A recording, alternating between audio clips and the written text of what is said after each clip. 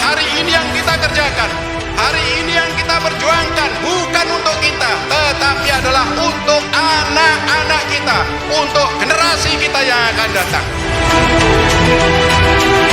Kita sebagai pejuang, kita harus mengantarkan itu, dan itu adalah wajib hukum.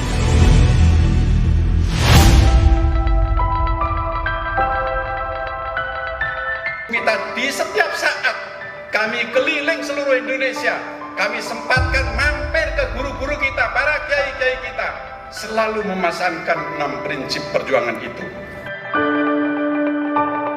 Kita adalah satu tujuan, menjemput kemenangan.